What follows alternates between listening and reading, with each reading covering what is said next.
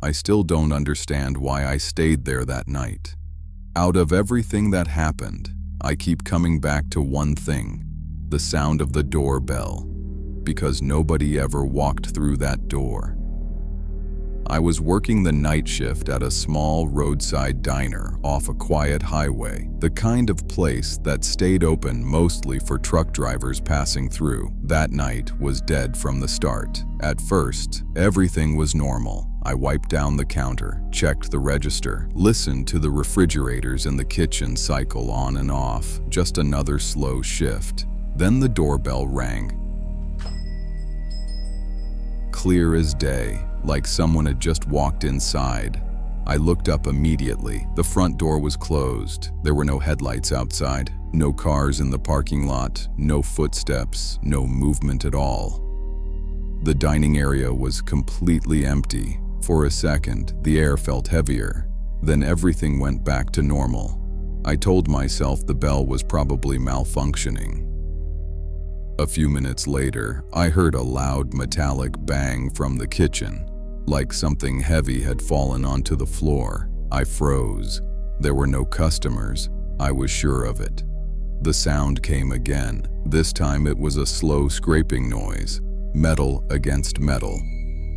I got up and walked toward the kitchen. As I reached the door, I glanced through the small window without really thinking. For a split second, I thought I saw someone standing inside. A tall, dark figure, completely still. I blinked. It was gone. I told myself it was just a reflection.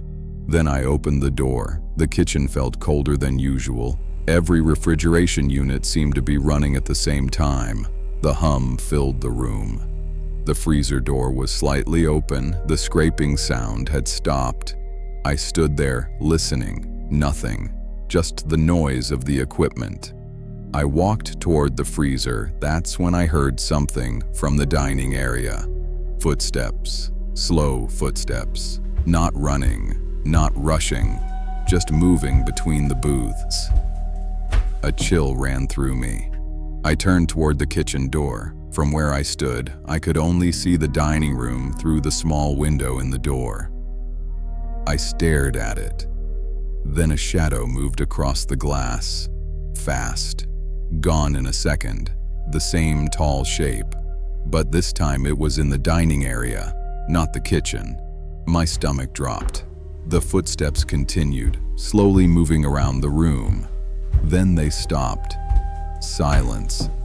A few seconds later, the shadow crossed the window again. This time, much closer. Like it was standing right outside the door. I didn't want to see what was on the other side. There was a small employee locker room behind the kitchen. I backed away from the door and went inside. Then I locked it. I sat down on the floor between the lockers and listened. At first, all I could hear was my own breathing. Then I thought I heard something outside. Not footsteps, just a faint sound, like someone shifting their weight. I held my breath. The sound stopped. A minute passed, maybe two. The silence somehow felt worse. Then I got the feeling that someone was standing directly outside the locker room door. I couldn't hear anything, I couldn't see anything, but I was completely certain something was there, just waiting. I sat there without moving, staring at the door, waiting for the handle to turn. It never did. At some point, exhaustion took over and I fell asleep. The next thing I remember was sunlight and voices. Employees from the morning shift had found me in the locker room. They thought I had gotten sick or passed out. When I told them what happened, nobody believed me. So we checked the security cameras. That's when things got even stranger. The footage from that part of the night was gone. Not corrupted, not partially deleted. Gone completely. There wasn't a single recording from that hour. It was as if the cameras had never been running. I don't know what was inside that diner that night, but I know one thing. Something came through that front door after the bell rang, even though the door never opened.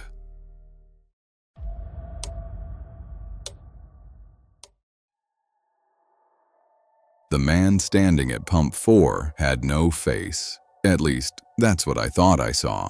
I blinked hard and nearly fell out of my chair. It was a little after 2 a.m. I was working the overnight shift at a gas station off Route 25 outside Buffalo. The place was isolated, the kind of station that only saw a few customers after midnight. By that hour, traffic had completely died down. The parking lot was empty, too empty. I rubbed my eyes and looked back at the security monitor. Pump 4 was empty. No customer, no vehicle, nothing. I let out a nervous laugh. I was exhausted. I'd been struggling to stay awake all night. I figured I was just seeing things. I got up and stretched. That's when I noticed the front door. It was slightly open, only an inch, but I knew I'd locked it earlier. I walked over and pushed it shut. Then I checked the lock. Click. Locked. A few minutes later, a sound broke the silence. Coming from the front window. I looked outside. Nothing. The lot was empty. No cars, no people, no movement. I stepped away. The sound came back, this time from the side window. Slow, patient, almost deliberate, like someone wanted my attention. My stomach tightened. I hurried back behind the counter and checked the monitors again. Pump 4. The figure was back, standing directly beneath the fluorescent lights. Tall, completely still. No car nearby, no movement, just a dark silhouette. Then the screen flickered, and he was gone. My hands shook so badly, I almost dropped my coffee. That's when I noticed the front door handle. It slowly turned downward, then back up. Someone was testing the lock. I froze. A second later, every security monitor turned to static, one after another. Then the power went out. Everything, the lights, the coffee machine, the refrigerators, gone. The silence hit me immediately. The building felt dead, like it was holding its breath. Then I heard footsteps outside. Heavy boots moving across the gravel, slowly circling the building. Getting closer and closer. I couldn't move. I couldn't even swallow. The footsteps stopped right outside the glass door. A tall shape stood on the other side, pressed against the glass. I couldn't make out a face. There wasn't one, just darkness. A black void where a face should have been. The figure slowly raised a hand toward the glass. I stopped breathing. The lights suddenly flashed back on. The refrigerators roared to life. The monitors came back online, and the front door swung open with a cheerful chime. "Hey buddy, you awake in here?" The voice nearly gave me a heart attack. A truck driver walked inside laughing. He tossed a bottle of soda onto the counter. Just like that, everything felt normal again. I rang up his purchase with shaking hands. The trucker paid, grabbed his keys, and headed back outside. A minute later, his rig pulled out of the lot and disappeared down the highway. I watched it go. Then I glanced at the security monitor one last time. Pump 4. For a split second, just a single frame, something was standing under the station lights, waiting, exactly where I'd seen it before. Enjoying the stories? Subscribe and press like. Now story 3. The hospital used to be a church. They converted it years ago, but you could still feel it, especially at night. The old stone walls, the narrow hallways, the faint smell of disinfectant mixed with candle wax from the chapel downstairs. It was always too quiet, not peaceful, just wrong in a way I could never explain. I worked the night shift as a nurse. That night, I was assigned to records, mostly boring work, scanning files, updating charts, fixing paperwork from earlier shifts. The kind of job that usually helps the hours pass. Around 2:40 a.m., I started sorting through a stack of incoming patient records. That's when I noticed a file I didn't recognize. The name on it was Elias Mercer. There was no admission date, no room number, no attending physician, just a name. I checked the system, nothing, no record of anyone by that name. I figured it was some duplicate file or a test entry someone forgot to delete. I tried to close it. The screen refreshed. Then the file opened again by itself. At that exact moment, the lights in the hallway flickered once. I glanced over my shoulder, then told myself it was just the building's old wiring. I searched the patient database manually. Still nothing. But the file remained open on my screen, so I printed it. The paper came out warm, warmer than it should have been. That was the first thing that genuinely bothered me. The file looked complete. Vitals, charts, nursing notes, everything. It even listed a room assignment, Ward 3B. The problem was that Ward 3B had been closed for renovation since the previous winter. I stared at the file for a few seconds. Then I grabbed my flashlight and headed downstairs. I don't know why. I just needed to see it for myself. The hallway leading to 3B was darker than the rest of the hospital.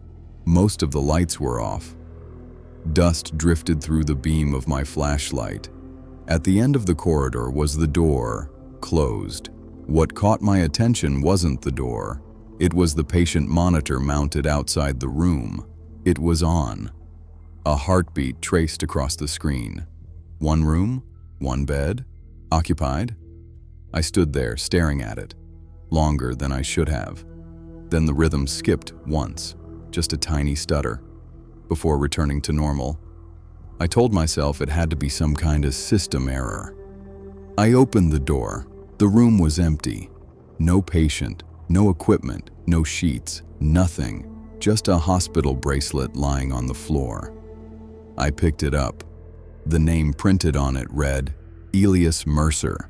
A burst of static suddenly came from the radio clipped to my uniform. I hadn't touched it all night. Then a voice spoke, calm, close, almost clinical. "Why are you in his room?" I spun around. Nobody was there. The hallway was empty. When I looked back down at the bracelet, the letters were fading, right in front of me, slowly disappearing. Then the patient monitor outside the room started beeping, fast. The heart rate climbed higher and higher. Then suddenly, a flat line. The sound echoed through the hallway. I turned and ran. At least I tried to. The corridor felt wrong. Longer than before. Every step felt like the records room was moving farther away, like the hallway itself was stretching. The radio crackled again. The same voice. This time it wasn't asking a question. "He's been waiting for you, now he is free." I didn't stop running. When I finally made it back to the records room, I slammed the door behind me. My computer monitor was on. The file was open again. A new note had appeared, patient status, deceased. Below it was the recorded time of death, 2:58 a.m. I looked at the clock on the wall. It read 2:58, exactly. Morning has come. I asked administration about Elias Mercer. They searched every hospital record they had. Nothing came up. No current patient, no former patient, no employee, no death certificate. Nothing. I've never gone back to Ward 3B, and I've never seen that file again. But sometimes, during the quietest part of the night, I still catch myself checking incoming records. just in case another patient named Elias Mercer appears.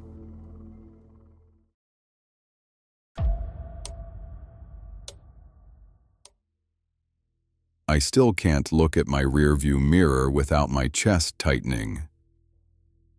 It was just after midnight. Light drizzle was hitting my windshield as I drove down Route 9. The road was empty, surrounded by forest on both sides. I just wanted to get home. Everything felt too quiet. Just the sound of my wipers and the dull green glow of my dashboard. Then my headlights caught someone on the side of the road. A man was standing in the fog, hitchhiking. I slowed down, and the closer I got, the more something felt off. His coat was heavy, winter-like, even though it was June. He didn't move when I approached. He just stood there watching the car.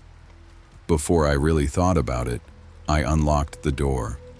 He got in the passenger seat. He didn't say a word, not even a greeting, just stared straight ahead. I asked where he was going. My voice came out shaky. No answer. I told myself maybe he didn't hear me. That's when I smelled something. Damp earth, metal, like old blood that had been left too long. I glanced over. His head didn't move, but his eyes were on me, not just looking, tracking. I looked back at the road, then I checked the side mirror, and I saw him smiling in the reflection. It wasn't normal. It looked like his face didn't fit right when he did it. My stomach dropped. The dashboard flickered. The radio burst into static. The engine started shaking like it was going to die. Then the car stalled. We rolled to a stop under the trees. Everything went silent. No engine, no fan, no wipers, just the rain outside. I turned the key. Nothing. Next to me, I heard his coat shift. Slow movement, like he was turning toward me. Then I heard his breathing. Wet. Close. I remember thinking I wasn't getting out of that car. Then headlights appeared behind us. A pickup truck. An older man stepped out with a flashlight and walked toward us. He asked if everything was okay, and the moment his light hit the car, everything changed. That pressure inside the car just vanished. I looked over. The passenger seat was empty. The seat belt was still buckled. I didn't even process it. I just told the man the car had died. Before he could help, the engine suddenly started on its own, loud, clean, like it had never stalled. I didn't wait. I drove off fast, leaving the pickup behind. I made it home, locked every door, and sat there for hours just trying to convince myself it was exhaustion or stress. But I know what I saw in that mirror, and I haven't used my rearview mirror since without thinking about it.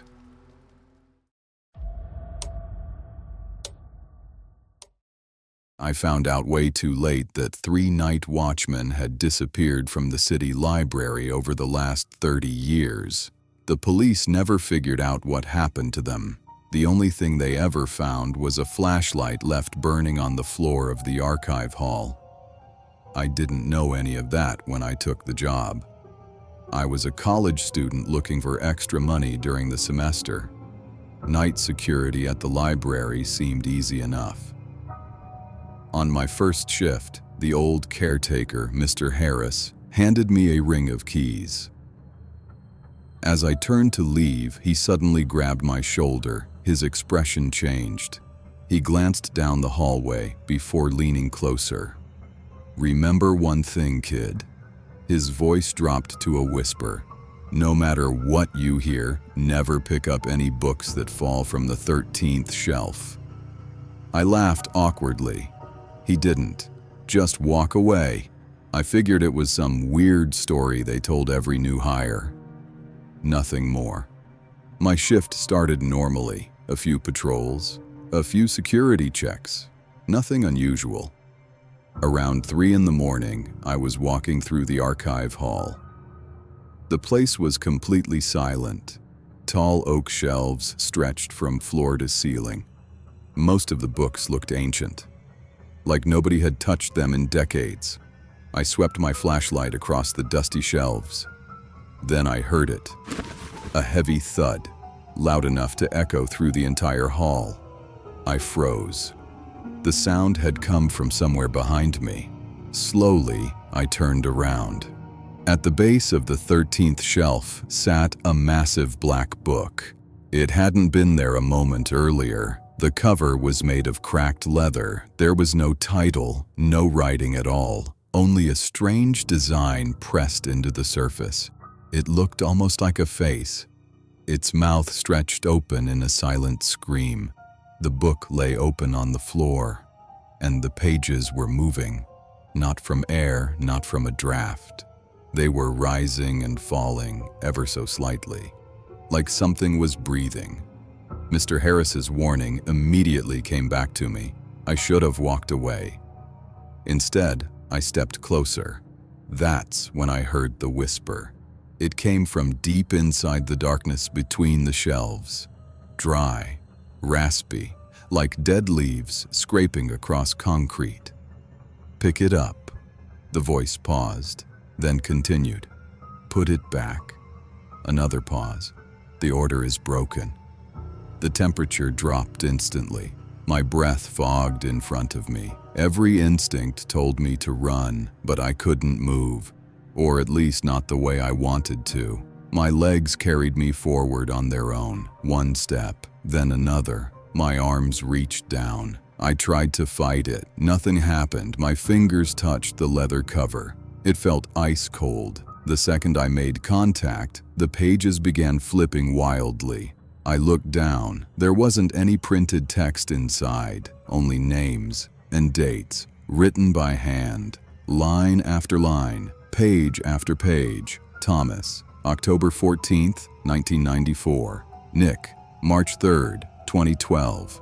More names followed, dozens of them, maybe hundreds. Then a blank page appeared. Fresh black ink began spreading across the paper. Right in front of me, letter by letter, my name, Ethan. I couldn't look away. Then came the date, June 19th, 2026. The numbers glowed dark red. I tried to scream. I tried to drop the book. My hands wouldn't let go. Then something moved beside me. The shadow cast by the bookshelf peeled away from the wall.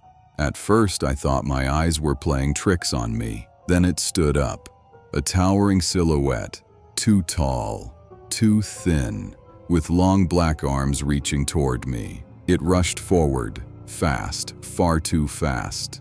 The book snapped shut with a crack that echoed through the hall. Everything went black.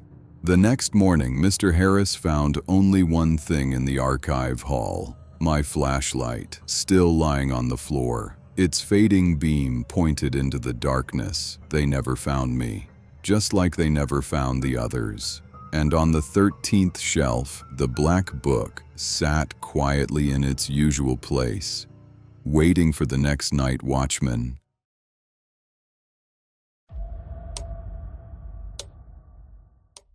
I still don't really know how to explain this properly because when I say it out loud, it sounds ridiculous. But at the time, I wasn't in the mood to imagine things. I was working late at a small shop and I had to catch the last bus home. The stop was pretty normal, an old bench, a small shelter, a road running along an empty field, not a busy area at all. At night, it was always deserted. When I got there, nobody was around. It was almost dark, but not fully yet. The streetlights were on, and there was still a bit of light in the sky. I stood under the shelter and waited.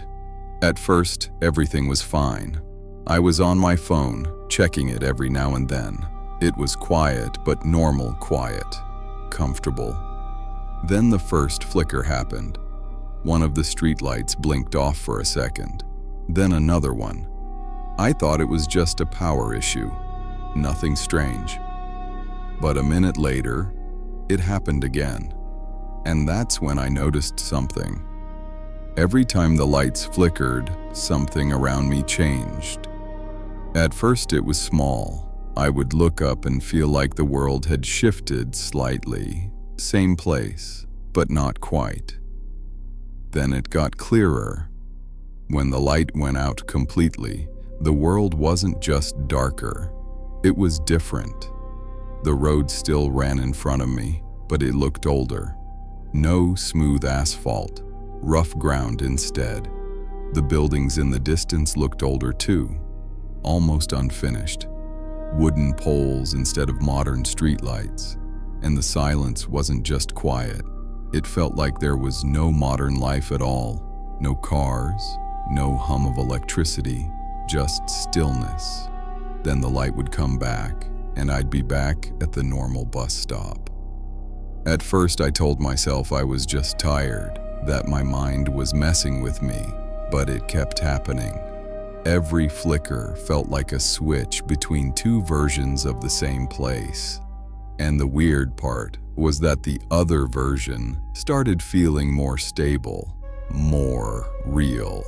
At one point, I saw something move in the distance, a horse-drawn cart instead of a car. It only lasted a second, but I clearly saw it. I stopped looking at my phone after that. I just stood there, waiting. But now I had this uncomfortable feeling that something was wrong with time itself. There was one more thing. Every time the lights went out, it felt like I stayed in the other version a little too long, like coming back was slightly delayed, but going there was instant. I started getting anxious because the bus was late, really late. I kept checking the road. Nothing, completely empty. Then it happened again. A flicker. I blinked, and when the light came back on, the bus was already there. Right in front of the stop. No sound of arrival, no engine noise, just there. Doors open, interior lights on, like it had always been waiting. I didn't hear it pull up at all. I got on quickly. I just wanted to leave. Inside, everything seemed normal. The driver didn't say anything. The bus was mostly empty. The ride home was completely normal after that. No more flickers. No more changes, but I still think about that stop because it didn't feel like a hallucination. It felt structured, like something was actually switching reality. And the worst part is this thought I can't shake, that every flicker wasn't just light going out. It was me moving between two versions of the same world. And I still don't know which version the bus actually arrived in.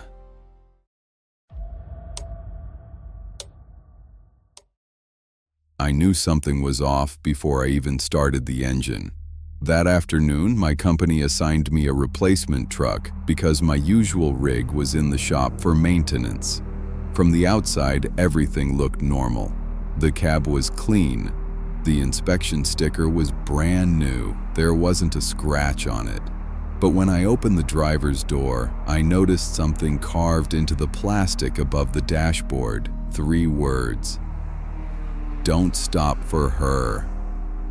I laughed when I saw it. Truck drivers leave weird stuff behind all the time.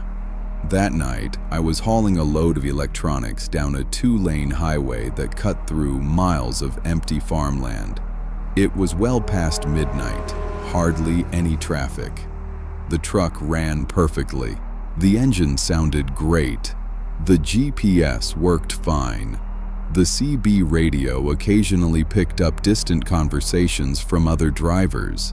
Still, I couldn't shake the feeling that whoever had driven this truck before me had left that message for a reason. Around 2:30 in the morning, I pulled into a gas station to grab coffee. While paying, I casually mentioned the words scratched into the dashboard. The cashier looked up. What did it say? Don't stop for her. For a moment, he just stared at me. Then he forced a smile. Probably some idiot messing around. But the color had completely drained from his face. I got back on the road. About 40 minutes later, I saw her. A woman standing on the shoulder by herself. No car, no lights, nothing. She was wearing jeans and a light-colored jacket. Her head was lowered. One arm hung strangely at her side. I checked my mirrors. The nearest town was more than 20 miles away. My foot came off the gas. Maybe she'd been in a wreck. Maybe she needed help. Then I remembered the warning, "Don't stop for her." I kept driving. As I passed, she slowly raised her head. Our eyes met for less than a second. I still can't explain it. She didn't look supernatural. She didn't look like a monster. Something just felt wrong, like she wasn't surprised to see me, like she'd been waiting specifically for my truck. About a mile later, the radio exploded with static. Then I heard a woman's voice. Calm, close, way too close. It sounded like she was sitting inside the cab with me. "Why didn't you stop?" I nearly drove off the road. The CB radio wasn't even connected anymore. I'd unplugged it a few minutes earlier because of all the interference. My hands tightened around the steering wheel. "You're tired," I told myself. "That's all this is." Then the GPS screen flickered. The map disappeared. Then a single line appeared on the screen. "She's still behind you." I immediately looked into the side mirror. The shoulder was empty. But in the reflection of the polished trailer, I saw someone running.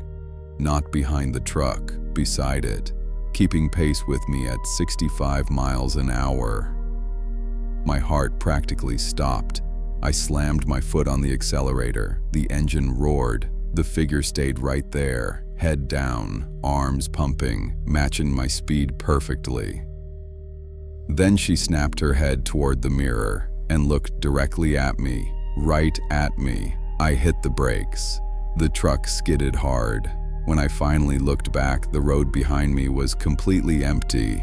No person, no footprints, nothing. I finished the route before sunrise. The next day, when I returned the truck, I asked the dispatcher about the previous driver. He got quiet. Then he told me the truck had been found abandoned 3 weeks earlier on that same stretch of highway. The driver had never been located.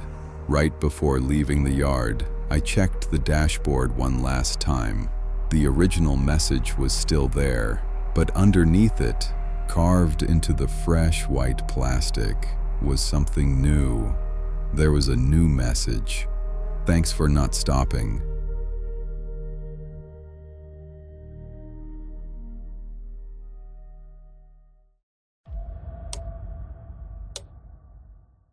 I had been working night security at the town library for almost 6 months when I found the blue book.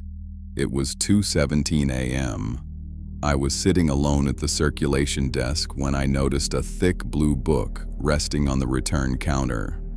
I was sure it hadn't been there earlier.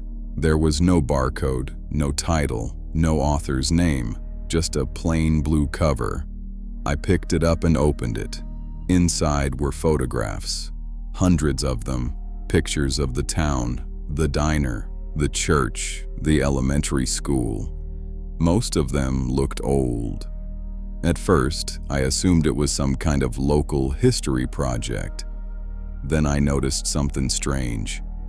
Every photo had been taken from a distance, from behind trees, from parked cars, from second-floor windows, like whoever took them had been hiding. A cold feeling settled in my stomach. To understand why that bothered me so much, you need to know something about this town. I had just moved there a little over a year earlier. It was the kind of place where nothing ever seemed to happen. One main street, a few small shops, an old library, and complete silence once the sun went down. The only thing people ever talked about was a missing kid. 10 years earlier, an 8-year-old boy named Daniel Mercer vanished while walking home from school. No witnesses, no body, no answers. The case was never solved. Even now, faded missing posters with his face could still be found around town. I needed a job when I moved there. There weren't many options. That's how I ended up working nights at the library. I turned another page. There was a photograph of the playground behind the elementary school. Kids running across a field. The picture looked old, grainy, faded. Then I saw him, Daniel Mercer, the missing boy. His name wasn't written anywhere. It didn't need to be. Everyone in town knew his face. I stared at the photograph. Then I noticed a handwritten date underneath it. October 14th, 2015. The day he disappeared. I sat up straight. The room suddenly felt a lot smaller. I kept turning pages. The photographs continued. The same playground, the same kid, different angles, different days. Someone had been watching him, following him, for a long time. My hands started shaking. I reached for my phone to call the police. That's when a folded piece of paper slipped out from between the pages. It landed on the desk. I unfolded it. It was a floor plan of the library, detailed. Every room, every hallway, every emergency exit.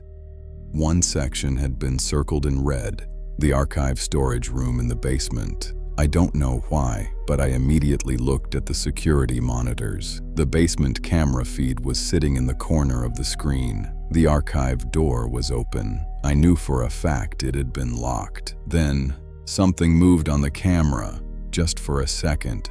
A figure, tall, wearing dark clothing, standing inside the room, looking directly into the camera, looking at me. I called the police immediately. They searched the entire building, top to bottom. They never found anyone. But they found something else. Hidden behind a false wall inside the archive were dozens of boxes. Every box was filled with photographs, thousands of them, all taken around town, covering more than 10 years. By the time the search was over, the blue book was gone. No officer admitted seeing it. It wasn't mentioned in any report. And when I asked about the photograph of Daniel Mercer, they told me something that made no sense. They said Daniel Mercer never went to that school, but I know what I saw. I know that picture was real. Eventually, everything died down. Life went back to normal. One night, I was sitting at the circulation desk again, just like always. That's when I noticed something tucked underneath my keyboard, a loose photograph. I pulled it out, and my stomach dropped. It was a picture of me, sitting at the desk, reading the blue book.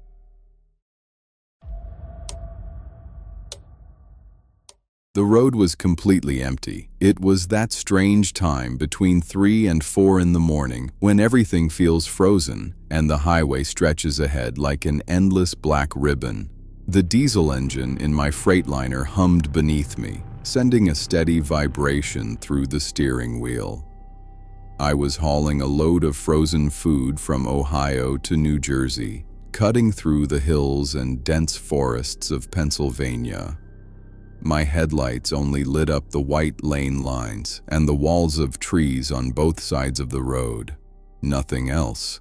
The radio was nothing but static, so I shut it off and drove in silence. I glanced at my GPS, mile 105. Right then, my high beams caught something standing on the shoulder next to the green mile marker. At first I figured it was a sign or maybe a broken tree branch. Then I passed it. In my mirror, I clearly saw the silhouette of a woman. She wasn't moving. She was standing with her back to the highway, wearing what looked like a light-colored dress, way too thin for a cold Pennsylvania night. What the hell? There wasn't anything out there. The nearest exit was around 20 miles away. For a second, I thought about stopping. Maybe she'd been in an accident and needed help, but every trucker develops instincts after enough years on the road. Mine was screaming one thing: keep driving. I'd heard too many stories about people setting traps on lonely highways at night. So I kept going. A few minutes later, I convinced myself I was just tired. After 12 hours behind the wheel, your eyes can play tricks on you. Another green sign appeared, mile 110. My headlights swept across the shoulder again. My stomach dropped. She was there, standing in the exact same position, back to the road, same dress, same figure. Only now she was standing a little closer to the pavement. My heart nearly stopped. There was absolutely no way someone on foot could have gotten 5 miles ahead of my truck. "This isn't funny anymore," I said out loud, just to hear another voice besides my own thoughts. I rubbed my eyes. As I drove past, I looked out the passenger window. The moment I did, she snapped her head toward me. Way too fast. I never saw her face. Long strands of soaking wet black hair covered all of it, but I could feel her staring straight at me. My right leg started shaking. I buried the accelerator. The Freightliner slowly picked up speed. The engine didn't sound comforting anymore. It sounded terrified. I grabbed the CB microphone. "Truck 73 calling. Anybody around mile 110, come back." Nothing, just static. No other drivers, no voices, just me. And whatever that was. Mile 115. By then I was expecting her. My hands were locked around the steering wheel so hard my knuckles hurt. She didn't disappoint. She was standing beneath a huge oak tree. This time she wasn't facing away. She slowly lifted one arm, then pointed directly at my cab with one long, pale finger. The instant she did, crack! My windshield exploded into a massive spiderweb of fractures like someone had slammed a giant boulder into it. I jerked the wheel. The trailer started fishtailing. The tires screamed across the pavement. Somehow I managed to keep the truck from rolling and got it back under control. After that, panic completely took over. I forgot about speed limits, forgot about regulations. I just drove. The windshield was ruined, and everything ahead of me looked blurry through the cracks and the adrenaline. Mile 120. Nothing. Mile 125. Still nothing. Just endless black trees. About 10 minutes later, I finally saw the bright lights of a 24-hour pilot truck stop. I've never been happier to see civilization. I pulled into the lot way too fast, slammed on the brakes hard enough to smell them burning, shut the truck off, and sat there for several minutes trying to slow my breathing. When I finally climbed out, the first thing I did was inspect the windshield. The crack pattern covered almost the entire center of the glass. I reached out and ran my hand across it. My legs nearly gave out. The outside of the windshield was perfectly smooth. Every single crack was on the inside, like someone had been hitting the glass from inside the cab. I turned toward the store, hoping a cup of coffee would help calm me down. An older attendant in a faded cap was walking toward me. He looked at me with this strange expression, almost like he felt sorry for me. "Mile 105?" he asked. Before I could answer, he quietly shook his head and muttered, "Good thing you didn't stop."